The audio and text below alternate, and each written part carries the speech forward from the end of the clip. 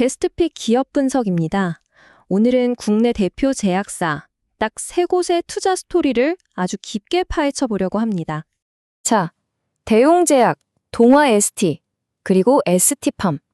이 이름만 들으면 다 비슷한 제약회사 아니야? 하실 수 있는데 이게 투자 관점에서 뜯어보면요. 각자의 생존 전략이랑 미래 청사진이 완전히 다릅니다. 이 3가지 다른 이야기를 통해서 우리가 어떤 투자 기회를 엿볼 수 있을지 지금부터 한번 제대로 파헤쳐 보겠습니다. 자, 첫 번째 주자는 바로 대웅제약입니다. 여기는 성공적인 체질 개선을 통해서 기업의 가치를 통째로 바꾸고 있는 말 그대로 변혁가의 모습을 제대로 보여주고 있어요. 대웅제약의 작년 4분기 실적 숫자만 딱 보면 이거 왜 이래? 하고 고개를 갸웃하실 수 있어요. 왜냐하면 시장 기대치를 살짝 밑돌았거든요. 근데요, 진짜 중요한 이야기는 그 숫자 뒤에 숨어있는 이익의 질에 있습니다. 그러니까 마진이 별로 안 남는 단순 유통상품 대신에 직접 개발해서 수익성이 아주 높은 제품 위주로 체질을 완전히 바꾸고 있다는 거죠. 자, 이 슬라이드를 보시면 이게 정말 확 와닿으실 텐데요. 대웅제약의 전략이 그냥 한눈에 딱 보이죠? 수익성 낮은 품목들은 의도적으로 줄여나가고 나부타나 팩스쿨러처럼 부가가치가 높은 의약품에 모든 영역을 집중하면서 회사의 재무 체력을 근본부터 튼튼하게 만들고 있는 겁니다. 바로 이 3가지가 현재 대웅제약의 성장을 이끄는 핵심 엔진입니다.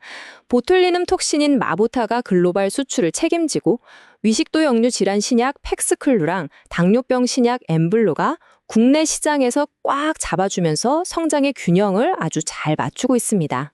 하지만 대웅제약의 진짜 가장 흥미진진한 성장 스토리는 바로 여기에 있습니다.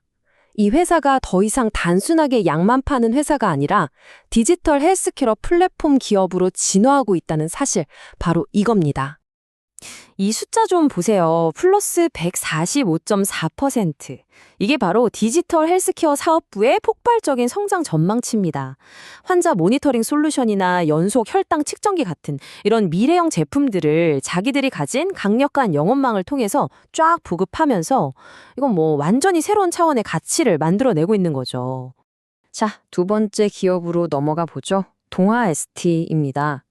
이곳의 스토리는 아주 강렬한 질문 하나로 요약할 수 있습니다. 아니, 매출은 사상 최대를 찍었는데 왜 이익은 적자로 돌아선 걸까요? 이게 바로 의도된 전략적인 고통이라는 겁니다. 먼저 이 놀라운 외형 성장부터 한번 보시죠. 작년 4분기 매출이 무려 2천억 원을 돌파하면서 역대 최고 기록을 갈아치웠습니다. 그런데 정말 놀랍게도 영업이익은 마이너스 6억 원, 적자를 기록했어요. 바로 이 극명한 대비가 동아ST 이야기의 핵심입니다. 잠시 후에 그 이유를 자세히 파헤쳐 볼 텐데요. 혹시 지금 이 분석이 여러분의 투자 여정에 도움이 되고 있다면 잠시 시간을 내셔서 구독과 좋아요로 응원 한번 꼭 부탁드리겠습니다. 자, 그럼 도대체 왜 이런 일이 벌어진 걸까요? 핵심 원인은 크게 2가지로 짚어볼 수 있습니다. 첫째는 하늘 높은 줄 모르고 치솟는 매출 원가, 그리고 둘째는 마진이 아주 좋은 수출 품목의 부진입니다. 진짜 범인은 바로 도입 신약입니다.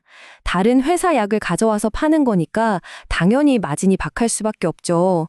매출 원가율이 58%까지 치솟은 이유가 바로 이겁니다.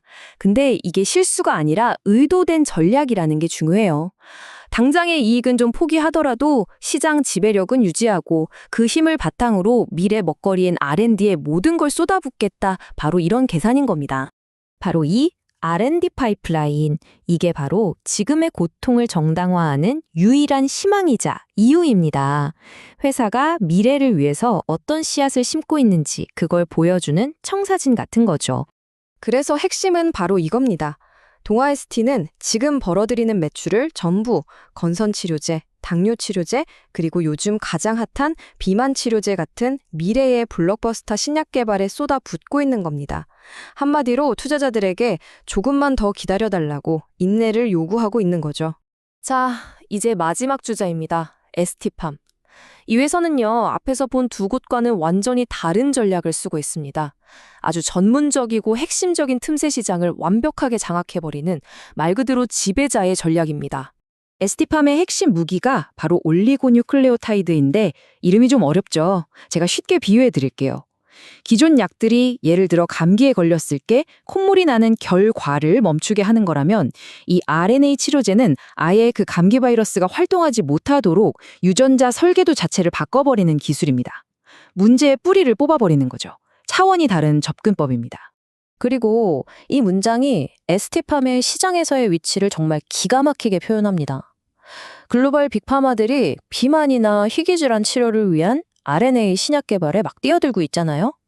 그럴 때 반드시 거쳐가야 하는 톨게이트 같은 회사가 몇 군데 있는데 에스티팜이 바로 그 톨게이트 역할을 하는 전 세계 톱3 공급자 중 하나라는 겁니다.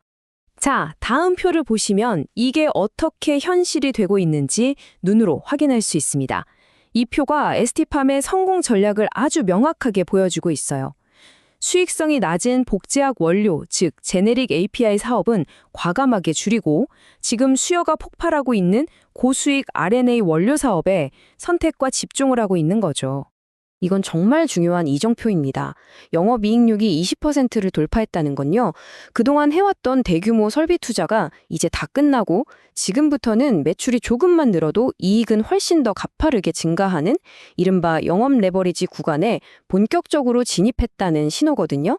자, 그럼 이제 지금까지 이야기한 이 세 가지 다른 스토리를 한자리에 쫙 모아놓고 우리 같은 투자자 입장에서는 이게 각각 어떤 의미가 있는지 한번 최종적으로 비교해 보겠습니다. 이 표를 같이 한번 보시죠. 대웅제약은 톡신, 신약, 그리고 디지털 헬스케어라는 세 개의 축으로 아주 균형 잡힌 성장을 추구하고 있고요. 동아에스티는 현재의 이익 부진을 감수하면서 장기적인 R&D 파이프라인에 대박에 베팅하고 있습니다. 그리고 마지막 에스티팜은 RNA 원료라는 누구도 대체할 수 없는 기술적 해자를 바탕으로 시장을 그냥 지배해버리고 있는 거죠. 물론 오늘 제가 말씀드린 내용은 투자를 권유하는 게 절대 아닙니다. 이 자료는 어디까지나 참고용이고요. 모든 투자 결정에 대한 최종적인 판단과 책임은 투자자 여러분 본인에게 있다는 점 꼭 기억해 주시기 바랍니다.